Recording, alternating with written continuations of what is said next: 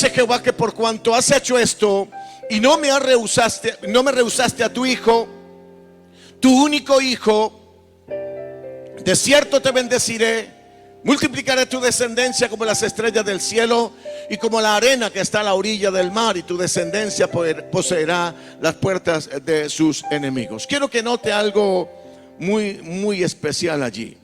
Es el episodio, dijo, que marca posiblemente el punto de inflexión del crecimiento y de mayor bendición del pueblo de Dios en toda la historia. El segundo evento es la obra de Jesús, que es la culminación y finalización del propósito de Dios con la humanidad. Ahora, cuando vemos este episodio en la vida de Abraham, allí hay unos elementos que debemos observar. Primero, la capacidad de un hombre de obedecer a Dios sin importar las demandas. La importancia de un hombre llamado Abraham, la importancia de un hombre llamado Abraham, que cuando Dios le habla, él tiene la capacidad espiritual de discernir que es Dios el que está hablando. En otras palabras, Abraham sabe que Dios le está ordenando algo que es totalmente contradictorio a lo que él originalmente le dijo.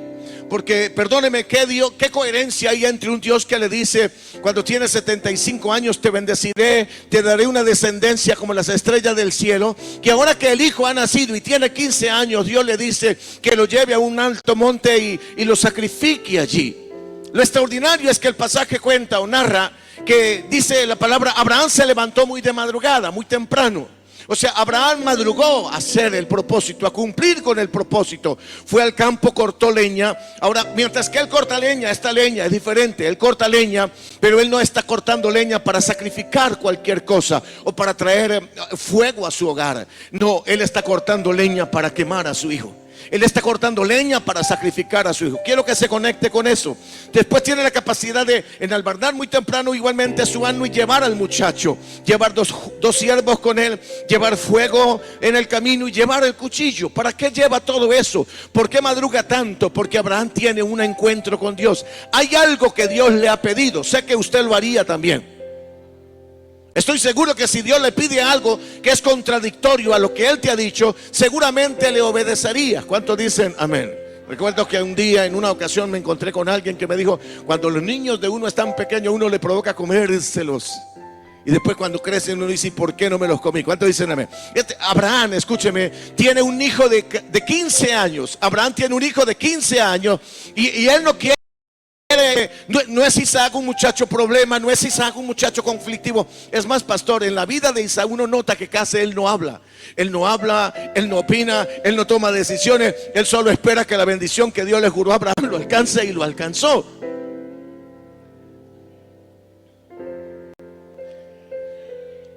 El tema es que cuando uno mira la vida de Isaac, es la vida de un hombre sujeto, sumiso a la voluntad del Padre.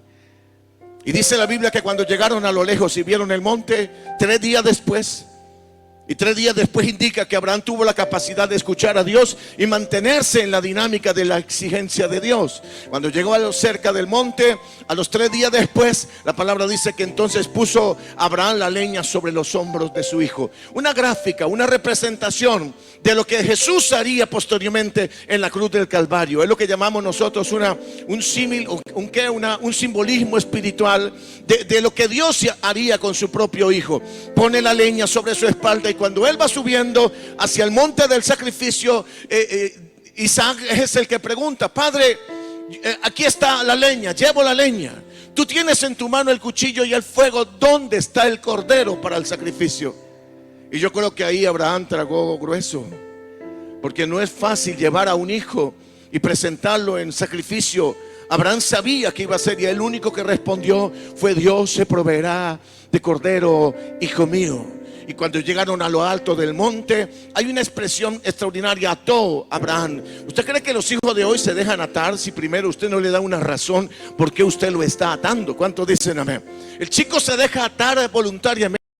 Y cuando dice la Biblia que Abraham puso al muchacho sobre el altar del sacrificio y lo puso allí, tendría que tener mucha fuerza para poder hacer esta dinámica. Y cuando lo puso allí, dice la palabra que cuando Abraham puso el cuchillo sobre el cuello, y escúcheme esta palabra, no es que el cuchillo descendía de arriba y le daba un tajo al cordero. No, se ponía el cuchillo, tenía siempre una hoja un poco curva, y se ponía sobre el cuello del animal y se hacía presión y se derramaba la sangre. Allí está haciendo él presión sobre el cuello de su hijo, lo está consagrando, lo está dedicando en sacrificio a Dios. ¿Quién hace eso de manera voluntaria? ¿Cuántas emociones hay en el corazón de Abraham? Sin embargo, Abraham está convencido que el Dios que le pidió que lo llevara tiene poder para resucitar a su hijo, incluso devolvérselo de las cenizas si es necesario.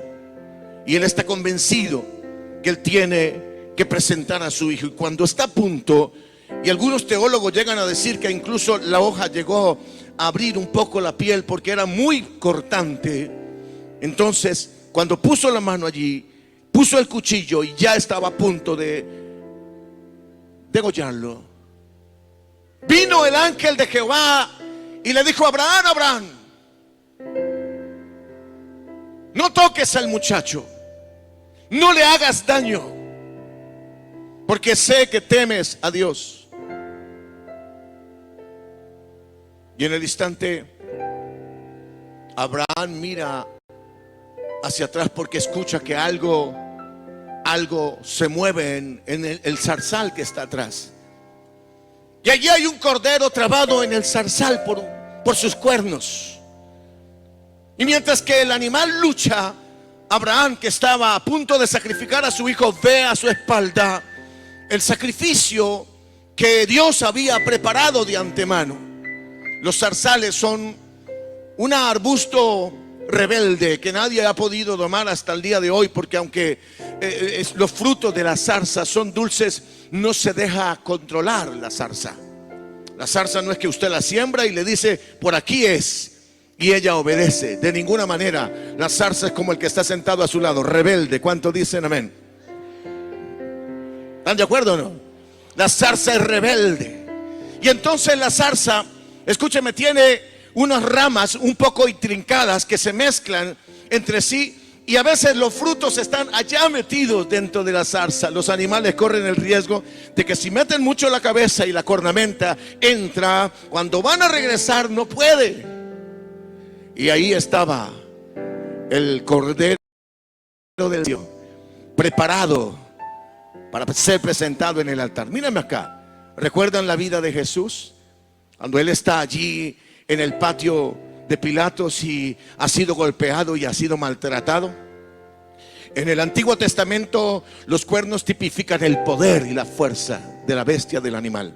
Ahora, a Dios se le atribuye que Dios tiene cuernos, que incluso el Cordero de Dios tiene 7 cuernos, indicando de que en el Cordero de Dios hay un poder absoluto, sobrenatural. Yo le hago una pregunta a usted. ¿Usted cree que Jesús fue crucificado y se entregó él voluntariamente porque no tenía fuerza para defenderse de sus enemigos? Tenía toda la fuerza. Él podía ver esa noche en que estaba allí frente a en el patio de Anás, pongámoslo, cuando alguien vino y le puso un trapo sobre su rostro y lo empezó a golpear y le decía: si eres el verdadero, si eres profeta, te golpeó. Y él sabía quién lo había golpeado. Jesús pudo haber fácilmente aquella noche haberse liberado de las cadenas, de las ataduras, haber tomado el pilote en el que estaba amarrado y haber agarrado a todos los que estaban allí, o con una sola palabra haberlos destruido. Sin embargo, cuando está en el patio de Pilato, allí en el pretorio, un soldado romano, bajo la inspiración del Espíritu Santo, toma una corona, hace una corona con una rama que la ponen sobre su cabeza, indicando de que él es un cordero voluntario. Él se ha negado a usar su poder. Sus cuernos están metidos en un zarzal, el pecado humano, su pecado. Él no se defiende, no porque no pueda, sino porque no quiere. Él es el cordero que apareció aquella tarde allí, o la figura de aquel animal, la figura del Cordero de Dios, que se negó a defenderse porque tenía en mente un plan: la transformación, el levantamiento de un pueblo que heredara todas las promesas que iban a venir a continuación, que el sacrificio que Abraham haría de su hijo, y que ahora es reemplazado por un sacrificio que ha sido provisto desde el cielo. Levanta sus dos manos al cielo y le diga conmigo: Señor, yo pido en esta mañana que tu Espíritu traiga entendimiento a mi corazón. Que en esta tarde, en esta mañana diga: yo puedo entender cuál es el propósito, Dios, por qué estoy aquí. Levanta sus dos manos al cielo y diga: Señor, muchas veces me he preguntado qué va a ser de mis hijos, de los hijos de mis hijos y de los hijos de mis hijos por generaciones. Diga: muchas veces me ha venido a la mente qué van a heredar mis hijos en el futuro, qué es lo que viene para ellos. Diga conmigo: no tendré temor como no lo tuvo Abraham. Diga conmigo: yo tendré seguridad de que el Dios que me ha encontrado a mí y que me ha jurado que me bendecirá, diga, también lo hará con mis hijos y los hijos de mis hijos por generaciones, en el poderoso nombre de Jesús. Diga: si yo he sido bendecido, diga, ellos lo serán más. Si yo he sido transformado, diga, ellos lo serán más. Por el poder de la palabra y del poder de las promesas, diga: creo que Dios me bendecirá a mí y a mi descendencia por generaciones. ¿Alguien lo puede creer y aplaude a Dios sobre su cabeza? ¡Vamos! Dale un aplauso y un grito de júbilo al Rey. Dígale conmigo: yo lo creo.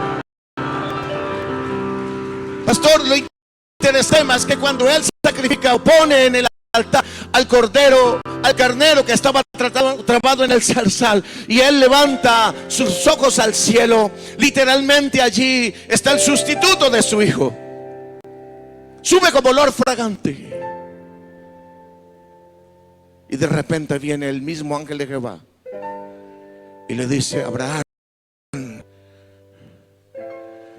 ¿por cuánto has hecho esto? Por cuanto no rehusaste darme a tu hijo en el altar y lo entregaste todo, juro que te bendeciré y tu descendencia será engrandecida y tu descendencia será poderosa. Tanto es así que las puertas de sus enemigos no los podrán resistir. ¿Alguien dice amén a eso? El libro de Hebreos capítulo 6 verso 13 contiene el pasaje que da explicación acerca del tema. Porque antes de llegar al pasaje de Hebreos, quiero que por favor examinen el tema. El juramento que Dios le hizo a Abraham no vino por Abraham. El juramento que vino después del sacrificio no vino por Abraham. Quiero que se conecte con eso.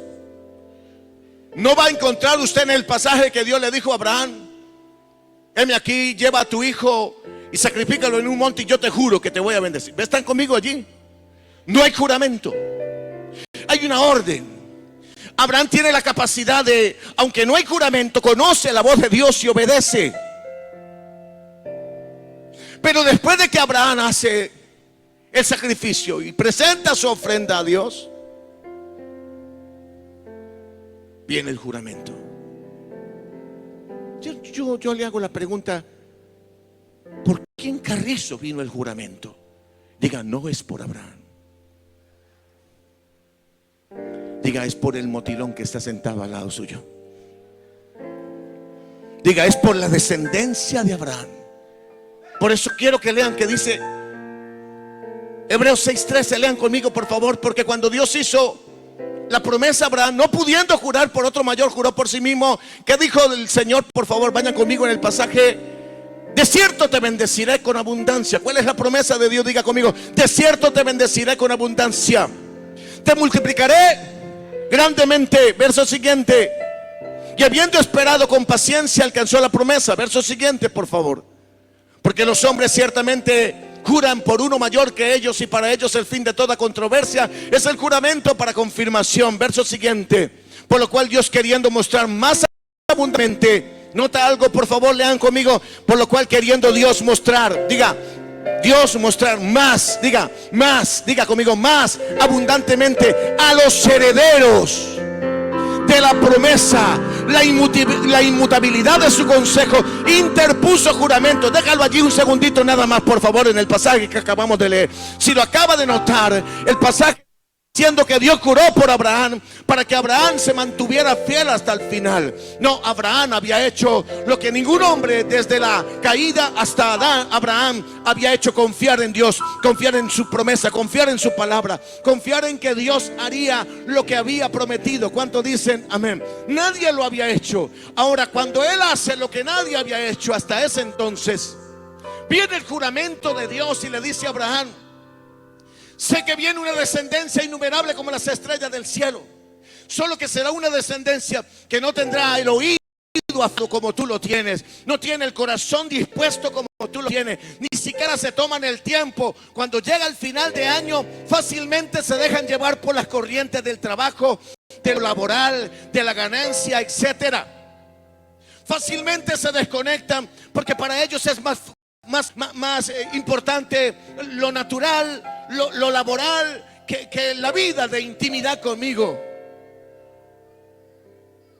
Y como ellos sí no me van a entender fácilmente ni me van a escuchar fácilmente, por ellos quiero que les recuerde que no importa dónde esté tu descendencia, juro que si confían en mí, si esperan en mí, si confían en mi palabra, juro que los bendeciré con abundancia, los aumentaré grandemente. Y juro, escúcheme, que serán poderosos sobre sus enemigos. Alguien aplaude al Señor, vamos, apláudale.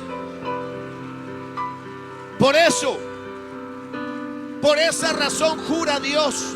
Dios no necesitaría jurar, pero como nosotros necesitamos para que a veces toda controversia acerca de un tema que nosotros tratamos, toda controversia sea resuelta, entonces, o la podamos creer con total certeza, entonces Dios interpuso juramento para que no nos quede la menor duda.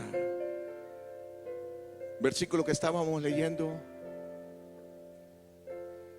por lo cual Dios, queriendo mostrar más abundantemente a los herederos la promesa de la inmutabilidad de su consejo, interpuso juramento. Verso siguiente: porque para que por dos cosas inmutables, por favor lean conmigo, para que por dos cosas inmutables. ¿Cuáles son esas dos cosas inmutables? Diga conmigo: que Dios prometa algo y no lo haga, que Dios jure y no cumpla. Para que por dos cosas inmutables, diga conmigo, que Él prometa algo y no lo haga, y que Él jure y que Él no cumpla. Para que por dos cosas inmutables en las cuales es imposible que Dios mienta, los herederos tengamos un fortísimo consuelo, los que hemos acudido para asirnos de la esperanza puesta delante de nosotros. ¿Alguien recibe esa palabra esta mañana? Vamos, denle ese aplauso fuerte al Rey. Diga conmigo: yo recibo esa palabra. Escúcheme, esa esperanza que tenemos, verso que está por favor allí, dice: esa esperanza que está puesta delante de nosotros. Verso siguiente dice, por favor, el 19: esa esperanza la cual tenemos como una segura y firme ancla del alma. Diga: ancla del alma, que penetra hasta dentro del velo. Verso siguiente: donde Jesús entró por nosotros como precursor hasta hecho sumo sacerdote para siempre, según el orden de Melquisedec. Míreme acá: descendientes de Abraham. Ahorita le explico cuál es el tema del descendiente de Abraham. Cuando usted y yo, que somos descendientes de Abraham, tenemos un conflicto, una crisis, una dificultad, una necesidad. ¿Habrá alguien que tenga algo así parecido? Una crisis, una dificultad, un proyecto, un plan para alcanzar. Cuando estamos en medio de los procesos de la vida, nuestra alma es muy fácilmente, o es muy susceptible a que usted y yo caigamos en los vacíos de las crisis, en depresión o en angustia. Pero cuando tenemos las promesas que Dios le dio a Abraham, que no fueron para Abraham, sino para su descendencia, o sea, para Miguelito, o sea, para usted. Entonces, cuando estamos atravesando los procesos de crisis, usted y yo lanzamos, perdóneme, el ancla. Pero el ancla, escúcheme, que es un elemento que se pone, se usa en un barco, para fijar al barco en medio de las tormentas o en medio de las dificultades o de los vientos recios. Para sostenerlo en medio de la crisis, nuestra ancla está allá, detrás del velo, donde entró Jesús. Y ahí está nuestra ancla aferrada al trono de la gracia. Y cuando estamos en medio de la mar y de la dificultad y de la crisis, podemos decir: Señor, tú que bendecirías a su descendencia, que hay un descendiente, Señor. Por favor, óyeme, respóndeme, atiéndeme, rescátame, ayúdame en el nombre de Jesús. Y Dios, que ha prometido, cumplirá su promesa una vez más. Lo hará contigo, lo hará conmigo, lo hará con tus hijos, lo hará con los hijos de tus hijos, por generaciones. Alguien dígame amén a eso. Aleluya. Hebreos interpreta lo que dijo Dios. No fue por Abraham, diga conmigo, fue por mí. Ahora, Romanos 2, 28 al 29 es el que le pone base al por qué podemos reclamar esas promesas. Romanos capítulo 2, verso 28 al 29 dice: pues no es judío el que lo es exteriormente, ni es la circuncisión la que se hace exteriormente en la carne, sino que es judío, o sea, descendiente de Abraham, el que lo es en el interior, en la circuncisión del corazón, en espíritu, no en letra, la alabanza de la cual no viene de los hombres, sino de Dios. Los judíos se habituaron a reclamar las promesas de Dios a Abraham, pensando que por ser descendientes biológicos de Abraham eran hijos. Y dice el libro de Romanos, estaban equivocados, porque incluso cuando aparece Juan el Bautista a su generación, una de las palabras más poderosas que Juan el Bautista dio a su generación es: Dios le puede levantar hijos a Abraham aún de estas piedras. Significa que no era necesariamente un heredero de Abraham, alguien que biológicamente venía de sus raíces o de su tronco parental. Era descendiente de Abraham aquel que tenía la fe y la certeza que tuvo Abraham cuando escuchó a Dios y le obedeció. ¿Están allí conmigo? Ahora, que Dios le diga a través de Juan el Bautista a su generación que Dios le puede levantar hijos de estas piedras, no es una simbología, es una ofensa. Porque básicamente lo que está diciendo Juan el Bautista es, ¿sabe? Es más factible que Dios le levante descendientes a Abraham de estas piedras que no tienen ni sentimiento ni voluntad ni corazón. O sea, en otras palabras, que de ustedes. Hay más sensibilidad en estas piedras que en ustedes. Es más posible que estas piedras se conviertan que ustedes. Escuche esto. Puede que estés aquí dentro de la iglesia, pero si escuchas a Dios y no le obedeces, ¿están conmigo? Si escuchas a Dios y no le obedeces, puede que esté pasando lo mismo, que crea que eres descendiente de Abraham y no lo sea. Pero si eres, cuando estés en los procesos de la vida, de las crisis, de las dificultades, cuando la marea suba o cuando los vientos arrecien, diga conmigo: yo tengo mi ancla puesta en el trono de la gracia, allí me aferro, en sus promesas me sostengo hasta que pase el proceso y vea el final glorioso que Dios ha preparado para mí, para mis hijos, para los hijos de mis hijos por generaciones. ¿Alguien lo puede creer? Apláudale, apláudale al Rey. Pablo dice: no es judío, no es descendiente de Abraham el que lo es exteriormente, sino el que lo es en el interior. Jesús fue más severo cuando le dijo: ustedes creen que son hijos de Abraham, pero no es verdad. Ustedes son hijos de Chucky, del diablo, porque los deseos de vuestro padre el diablo queréis hacer. Levante su mano y dígale: Padre, ten misericordia del que está a mi lado, ayúdalo, y a mí también. Alguien aplaude al Señor, por favor. Apláudale, apláudale, apláudale, apláudale.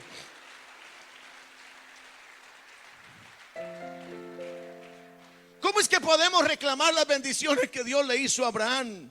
Romanos 11, 17. Usted y yo éramos ramas silvestres.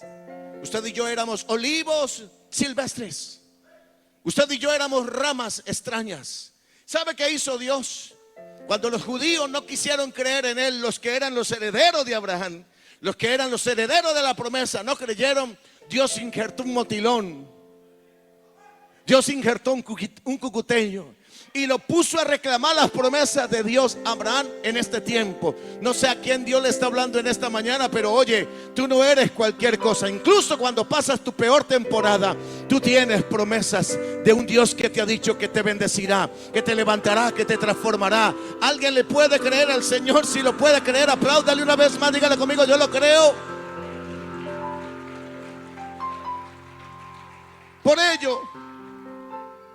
Por causa de esa promesa es que usted va a encontrar que hay algunos indicadores en el camino muy interesantes.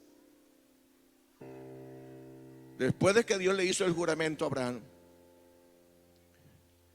y algunos de sus descendientes metieron la pata. Mire el que está a su lado, diga: eso es conmigo.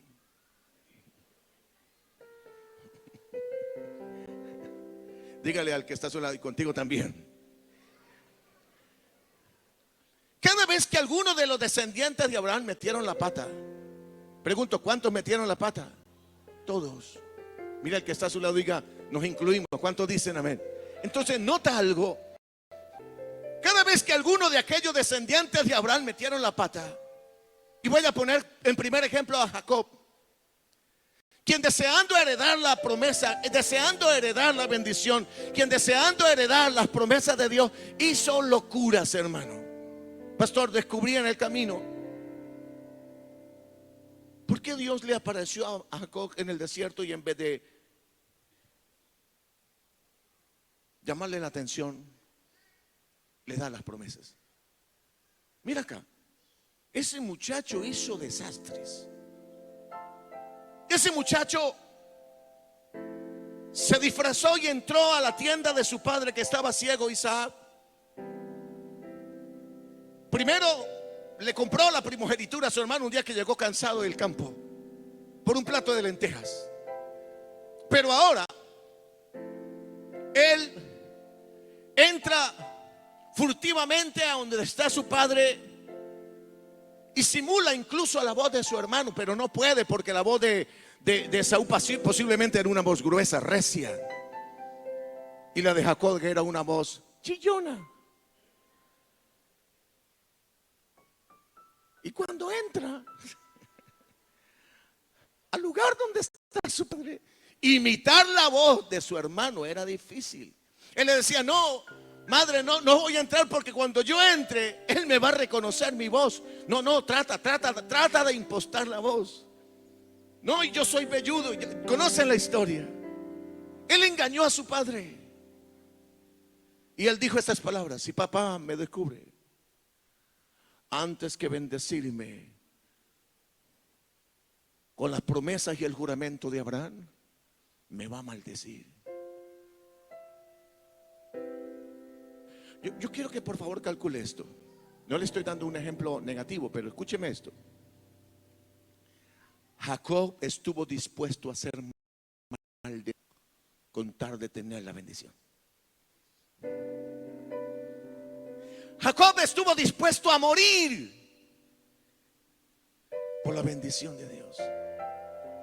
Por ello, cuando él entra y engaña a su hermano, y su hermano dice: el día que papá muera van a morir dos. Muere papá, muere ese vagabundo que me impostó, que me robó la primogenitura. Pero quiero decirle algo: sí, fue un ladrón, es verdad. Fue un impostor, es verdad. Fue un suplantador, es verdad. Pero no había nadie en la casa de Abraham, en la descendencia de Abraham, que amara más las promesas de Dios, el juramento que Dios le hizo a Abraham, que Jacob, que estuvo dispuesto a darlo todo por causa de ello, incluso a ser maldecido por Dios.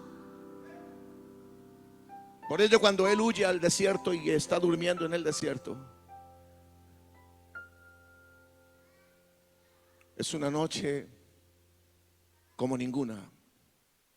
Póngame un string ahí de noche como ninguna, dijo alguien. Un stringcito, yo.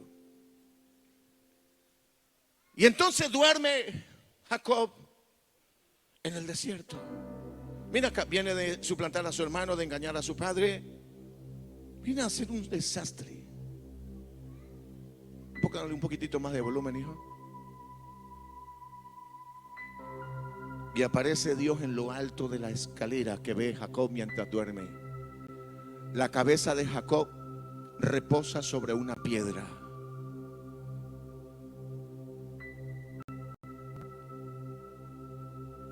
Pastor, descubrí que esa piedra era Dios. La misma piedra a la que golpeó Moisés en el desierto para que le diera agua.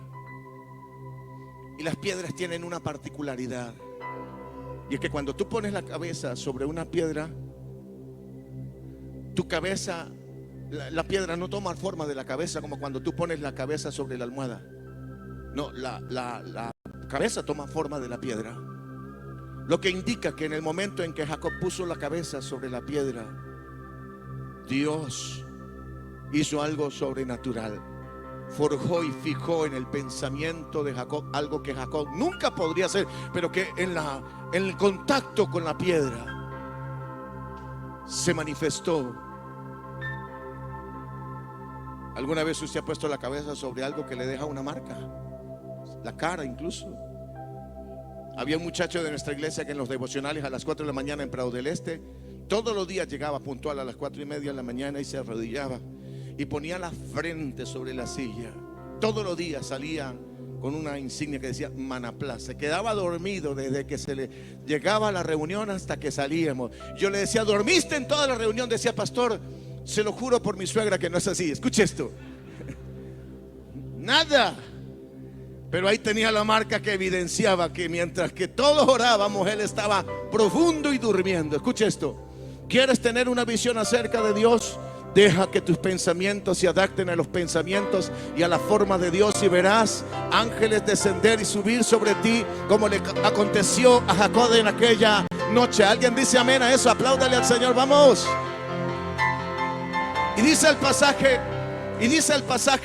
escuche, y entonces durmió y vio.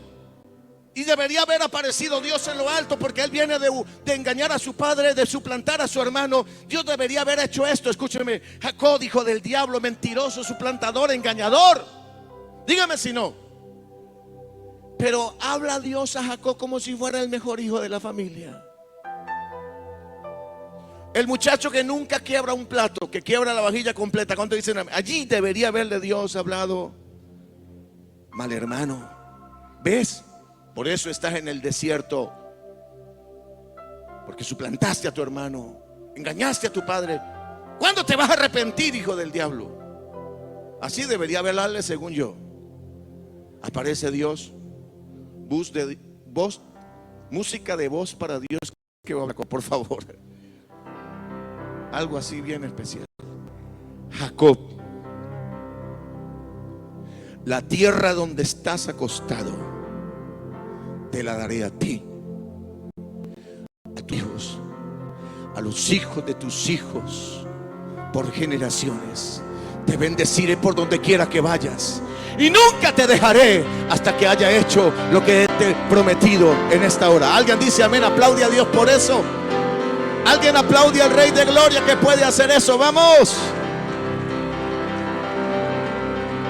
Entonces nos encontramos que a partir de allí, a partir de la vida de Abraham, toda su descendencia caminaba bajo ese estigma positivo de una marca que quedó en la descendencia de Abraham, que los acompañaría el resto de la vida, incluso cuando metieran la pata.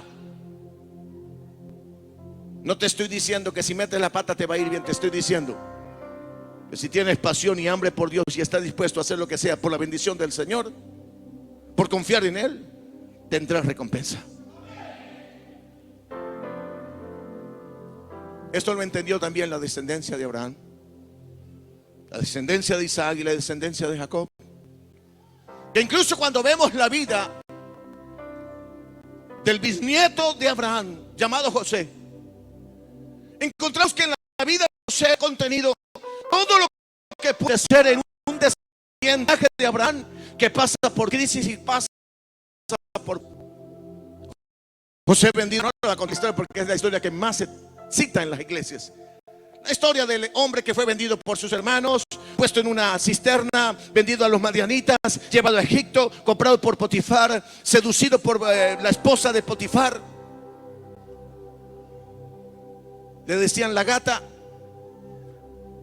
Y cuando es seducido por él y es acusado falsamente de quererla violar, es puesto en la cárcel. Y cuando está en la cárcel, escúcheme, hay una mención en el libro de Génesis que es antes que vuelvas a leer y busques. Y Dios estaba con José en la cárcel. Otra vez, Dios estaba con José en la cárcel. ¿Sabe qué está diciendo el pasaje básicamente con eso? Mira, mi amado, si tú eres vendido por tus hermanos y te ponen en una cisterna, si alguien te vende a años, si alguien te pone de esclavitud, asegúrate, escuche mi amado, que sea la circunstancia que sea, Dios esté contigo. Mientras que te venden, mientras que te engañan, mientras que te oprimen, mientras que estás en la cárcel, asegúrate de que Dios está contigo, porque si Dios está contigo, el proceso terminará como Dios juró a Abraham. ¿Cuántos dicen amén? El proceso terminará como Dios le dijo a Abraham que sería su descendencia. ¿Alguien le puede aplaudir con su corazón hacia el cielo? Dígale gracias, Señor. Por ello, Génesis 50, 24 al 26, cuando José es sacado de la cárcel y se convierte en el hombre más poderoso de Egipto después del faraón, se cumple lo que Dios le dijo a Abraham. Y cuando llega José a los 110 años, iba a morir, y él sabe que ya no va a poder regresar a la tierra de su padre, a la tierra prometida. Estoy hablando de la tierra de Abraham. Entonces él dijo a sus hermanos: yo voy a morir. ¿Pueden leerlo conmigo? Mas Dios ciertamente los va a visitar, los va a buscar, y los hará subir de esta tierra a la tierra que Él le juró a Abraham, a Isaac y a mi padre Jacob. Él los va a encontrar. Aleluya. Por favor. E hizo jurar José a sus hijos. Ahora estamos en Génesis 25. Por favor, léanlo conmigo. E hizo jurar José a los hijos de Israel diciendo: Dios ciertamente, y haré llevar de aquí mis huesos. Y murió José a la edad de 110 años, y lo embalsamaron y fue puesto en un ataúd en Egipto. Escúcheme, ese tema final no es menor. Que haya sido puesto en un ataúd, pastor, no es cultura judía, no es cultura egipcia, perdón, sepultar en un ataúd. Es cultura judaica, perdón, egipcia. Ver los muertos en las pirámides. José fue de los hombres más prominentes y grandes de la antigüedad. Si él no es puesto en un ataúd, he encontrado ya la pirámide de José, y seguramente no hubiera sido pequeña. Pero él se hizo poner en un ataúd, porque él dijo: yo no me quiero quedar en Egipto. Ni siquiera quiero que mis huesos terminen en Egipto. Yo quiero que mis huesos terminen en la tierra que Dios le juró a Abraham que le daría. Y entonces les hace jurar en Éxodo 13, 19. Estoy terminando. Diga conmigo: 400 años después. Diga conmigo otra vez: 400 años después. Pastor, ¿no están tus hijos y los hijos de tus hijos y los hijos de los hijos de tus hijos y los hijos de los hijos de los hijos de tus hijos dentro de 400 años? ¿Tenemos control sobre eso? Escasamente tenemos control de nosotros mismos, ni siquiera eso, ni siquiera de los hijos que tenemos ahora, para decir que nosotros controlamos la vida, el presente y el futuro de ellos. Yo quiero que por favor trabaje con esto en su mente y en su corazón. Tú no eres la garantía del éxito de tus hijos y de los hijos de tus hijos y de los hijos de los hijos de tus hijos. La garantía no está puesta en ti. No lo que tú hagas, escúcheme, nunca podrás asegurar la descendencia de manera permanente, pero los que confían en el Señor, los que esperan en Él, al Dios que ha jurado que bendecirá a los hijos de los hijos de los hijos por las generaciones enteras, estará atento no solamente de ti, no solo de tus hijos, no solo de los hijos de tus hijos, sino que por generaciones el Dios que trató contigo tratará con ellos. El Dios que te salvó a ti los salvará a ellos. El Dios que te levantó a ti los transformará a ellos. Alguien puede jurar y más bien aplaudir al Señor que juró que haría eso. Vamos, apláudale. Apláudale. 400 años después, Éxodo 13, 19, tomó también consigo Moisés los huesos de José. Quiero que entienda, esto es 400 años después. Quiero darle una vaga idea de que son 400 años después. Son 10 generaciones después. ¿Sabe quién se va a acordar de usted dentro de 10 generaciones? Nadie. Así como tú no te acuerdas del nombre de tu tatarabuela o tu tatarabuelo. Levante la mano los que se saben el nombre de su, no abuelo ni bisabuelo, sino de su tatarabuelo, 3 generaciones atrás. Una. Ahora, su tatarabuelo, o sea, ¿alguien sabe el nombre de su tatarabuelo? 4 generaciones atrás. O sea que usted y a mí dentro de 5 generaciones ve a Friki, Calavera y Morty. Ya nadie se acuerda de nosotros. ¿Cuántos dicen amén? Mírame acá. Pero cuando Moisés va saliendo con los hijos de Israel, hay gente que dirá: wow, Moisés fue muy detallista llevándose los huesos. No fue Moisés, fue que el juramento que Dios le hizo a Abraham se cumplió cuando aquel hombre llamado José le dijo a sus descendientes: el Dios de Abraham los va a visitar. Él juró que los bendeciría. Cuando Él lo haga, por favor, no permiten que mis huesos terminen acá. ¿Sabe qué significa esto? Que un hombre como José pudo planificar lo que pasaría consigo mismo dentro de 400 años. No sé si me estoy haciendo entender. O sea, este hombre tenía la capacidad de entender que, oye, 400 años después, cuando él ya no estuviera y no estuviera al control de nada, por haberle creído al Dios de Abraham que lo visitaría, el Dios de Abraham traería a la memoria a aquella generación lo que José les había hecho jurar a ellos, que Dios les juró previamente a Abraham que lo bendeciría, que lo levantaría. ¿Alguien dice amén a eso? Aplaude al Señor por eso, por favor. Apláudale. Éxodo 13:19. También tomó consigo Moisés los huesos de José, el cual había juramentado a los hijos de Israel, diciendo: Dios ciertamente los visitará y haréis subir mis huesos de aquí con vosotros. Yo le hago una pregunta solamente a esta hora. Pastor, ¿cómo uno puede planificar cosas que ya no están bajo su control? Otra vez, pongo a sus hijos delante de ustedes, porque sé cuál es el temor. La guerra de Ucrania, los procesos del mundo, la globalización comunista. Escúcheme, les voy a decir algo que a usted le va a golpear en mala parte, o sea, en el corazón. El mundo será como está. Pastor, reprenda al diablo. Escuche, puede reprender al diablo lo que no puede reprender la Biblia, porque el gobierno del anticristo es un gobierno autoritario, comunista. Yo sé que usted se quedó frío. No es posible que haya en el gobierno del anticristo algo que se llama democracia. No existirá la democracia. En el gobierno del anticristo habrá autoritarismo. Él dice: ¿quién compra? ¿Quién vende? Él dice: ¿cómo se ponen las reglas? ¿Están conmigo allí?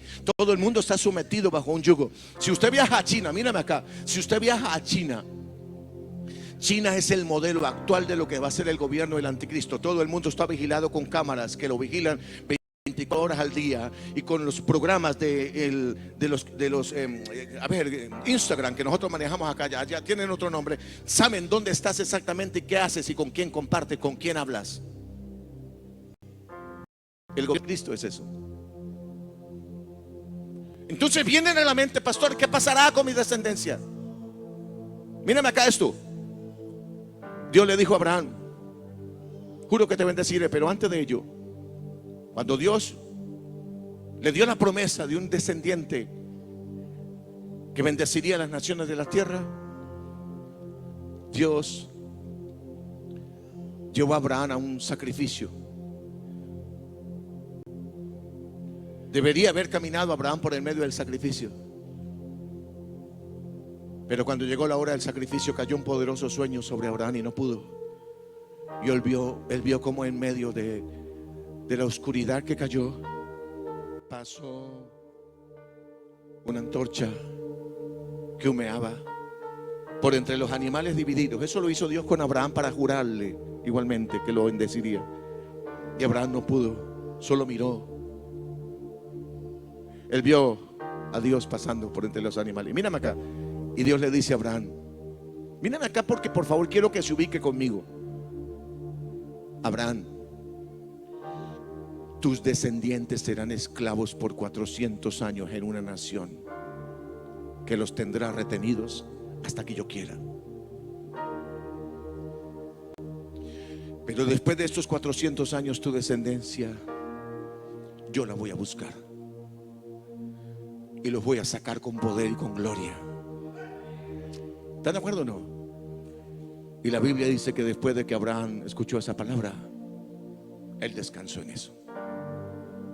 ¿Qué va a pasar con tus hijos? No te preocupes, ocúpate de que tú le das el testimonio correcto en este tiempo, de que tú estás confiando de que no solamente tú, sino ellos y los hijos de ellos serán bendecidos. No importa dónde estén, qué gobiernos vengan, qué sistemas de gobierno vengan en el mundo, la globalización del comunismo, la globalización de la maldad como se le está viendo en este tiempo. Escúcheme, la democracia no necesariamente es lo mejor que se ha inventado. Es lo que a nosotros más nos gusta, pero no es lo que va a haber al final de los tiempos. Pero escúcheme, levanta a sus dos manos y diríjalas a este altar, por favor. Sé que algunos están creyendo y otros están diciendo, oye, ¿para qué eso? Solo haga ese gesto. Dirija las manos hacia este altar. Sin importar qué hagas tú, qué provisión dejes, asegúrate de que Dios esté contigo y con tu descendencia. Porque el Dios de Abraham es tu Dios, el que dijo que somos parte de su linaje por la fe. Y entonces los hijos de tus hijos y los hijos de los hijos de tus hijos por generaciones serán extraordinariamente bendecidos y serán buscados por el Dios que te buscó a ti, que te encontró a ti, que te halló y que te levantó de la manera que lo ha hecho. ¿Cuántos dicen amén? Y escúcheme, ellos serán mucho más poderosos que tú y que yo, porque la generación que venga tendrá la fortaleza y la fuerza que proviene de Dios para bendecirlo, levantarlo, de manera que Él cumpla sus promesas como lo ha dicho en el pasado. En el poderoso nombre de Jesús te bendigo. Que la palabra te cubra de la planta de los pies hasta la coronilla de tu cabeza. Que nadie, escúcheme, de tus descendientes se quede fuera del cumplimiento de lo que Dios le dijo a aquel carcelero de Filipos cuando se convirtió al Señor. Y él preguntó, ¿qué debemos hacer? Y Pablo le dijo, cree, Filipense, cree en Jesús y serás salvo tú y tu descendencia recibirá la misma promesa. Te lo declaro en el nombre de Jesús. Tus hijos, no importa dónde vivan, que hagan, serán bendecidos, serán transformados, serán buscados, serán prosperados en todo lo que emprendan. Alguien lo puede creer y aplaude al Señor sobre su cabeza. Vamos, dele el aplauso más fuerte al Señor de esta mañana. Vamos, dele el aplauso fuerte.